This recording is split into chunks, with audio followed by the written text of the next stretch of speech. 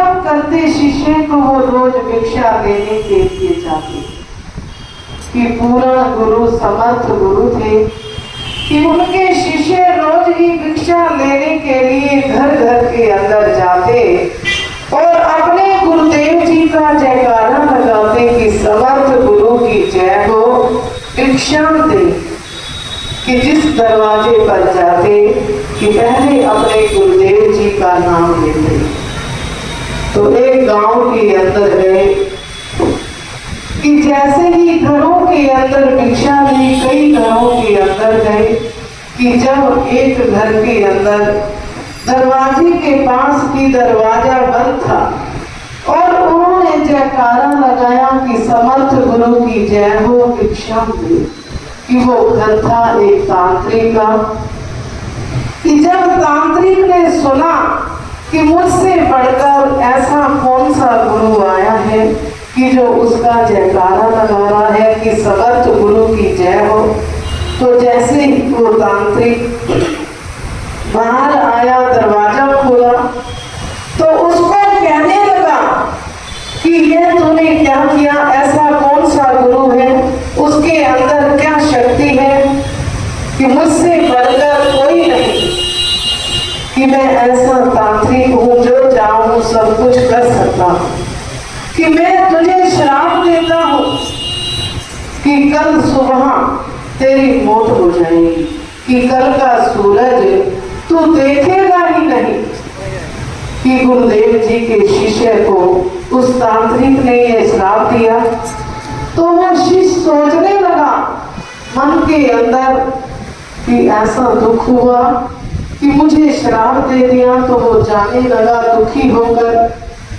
तो जैसे ही रास्ते के अंदर जा रहा था तो जिन लोगों ने सुना कि वो भी कहने लगे कि यह तांत्रिक जो कुछ भी कह देता है वो पूरा हो जाता है, कि वो मन के अंदर और भी घबराने लगा, सोचने लगा। तो जैसे ही वो आश्रम के अंदर जाता है तो गुरुदेव जी पूछने लगे कि भिक्षा ले आए हो। तो शिष्य कहने लगा कि हाँ गुरुदेव जी, आज भिक्षा में मैं अपनी मौत लेकर आया हूँ। तो सारी बात शिष्य ने गुरुदेव जी को कही। कि जैसे ही उस तांत्रिक ने कहा तो गुरुदेव जी तो जानी जान होते हैं कि वो हर दिल की जानने वाले होते हैं, पहचानने वाले होते हैं। तो गुरुदेव जी कहने लगे कि अब आप सोचो मत कि जो कुछ भी होगा अच्छा ही होगा। तो शिष्य कहने लगा कि हे गुरुदेव जी, आप कह रहे हो कि अच्छा होगा। उसने कहा कि कल सुबह तक तेरी मौत हो जाएगी। तो गुरुदेव जी कहने लगे कि कोई बात नहीं, आप खाना तो खाओ। तो वो शिष्य सोचने लगा। तो गुरुदेव जी का कहना मानकर शिष्य ने खाना खाया। तो गुरुदेव जी कहने लगे कि अब आप हमारे कमरे में आओ। शिष्य को कहने लगे कि गुरुदेव जी कहने लगे कि आप हमारे चरण दबाओ, कि आपने हमारे चरण छोड़ने नहीं, कि चाहे कोई कुछ भी कहता रहे, कोई आवाज आए, कोई बुलाता रहे, आपने चरण नहीं छोड़ने और आपने चरण छोड़कर कहीं जाना नहीं। तो शिष्य कहने लगा कि जो गुरुदेव जी आपका हुक्म हो, कि मेरा वक्त वैसे ही सुबह तक मेरी मौत हो जानी है, इससे अच्छा है कि जो समय है मैं आपकी सेवा के अंदर लगाऊं, आपके चरणों में लगाऊं। तो वो शिष्य गुरुदेव जी के चरण दबाने लगा। कि रात का जब एक पहर बीता तो तांत्रिक ने अपनी विद्या शुरू कर दी। कि एक स्त्री को भेजा, हीरे जवाहरात की टोकरी भर के, कि अपनी तांत्रिक विद्या जब चलाने लगा तो दरवाजे पर वो एक सुंदर नारी आई और हीरे जवाहरात की टोकरी भरी हुई लाई। तो उसको कहने लगी कि यह टोकरी आप ले लो, इसके अंदर हीरे जवाहरात है, सोना है। तो वो लड़का कहने लगा कर दे जाओ कि मैंने अपने गुरुदेव जी के चरण नहीं छोड़े। तो उसकी कोई ना चली, कई बार कहने लगी। तो तांत्रिक भी सोचने लगा कि यह विद्या भी मेरी नहीं चली। तो जब रात्रि का दूसरा पहर शुरू हुआ तो उसने क्या किया, तांत्रिक ने, कि जो उस शिष्य की माँ थी, माँ का रूप धारण करके किसी को भेजा। और माँ जब दरवाजे पे पहुंची तो शिष्य ने देखा कि वो चरण भी दबा है और देखा कि यह तो मेरी माँ आ गई है, कि माँ मुझे मिल गई, ठीक है, कि मेरे सुबह तक तो मेरी मौत होनी है। तो माँ कहने लगी कि आ बेटा मेरे गले लग जा।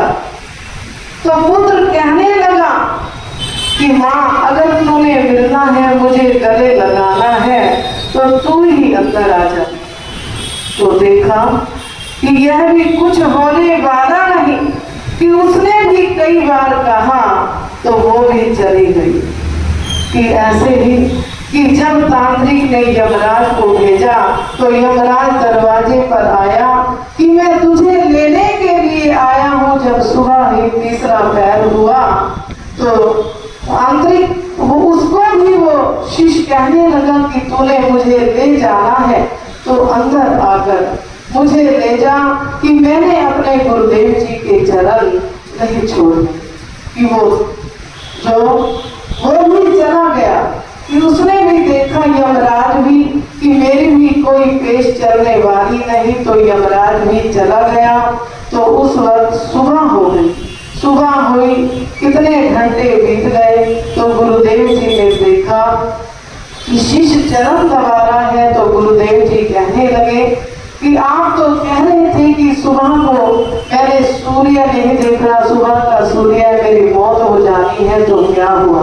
तो उसने देखा, शिष्य ने तो उसी समय अपने दिल के अंदर सोचा कि जो गुरुदेव जी के अंदर शक्ति है, इनके अंदर शक्ति है, वो किसी के अंदर नहीं हो सकती। कि इनकी सेवा के अंदर, गुरुदेव जी के हुक्म के अंदर, उनके दीदार के अंदर, उनके हुक्मों के अंदर उसने अपने मन को लगाया कि जैसे गुरुदेव जी ने कहा कि वैसे ही आज्ञा मानी। तो यमराज भी छोड़कर चला गया। कि यमराज भी गुरुदेव जी के आगे कुछ नहीं, कि अगर उनके वचनों के ऊपर अपने जीवन को लगाते हैं, उनकी सेवाओं के अंदर, कि सेवा करत होत निष्कामी, तिसको प्राप्त होत स्वामी।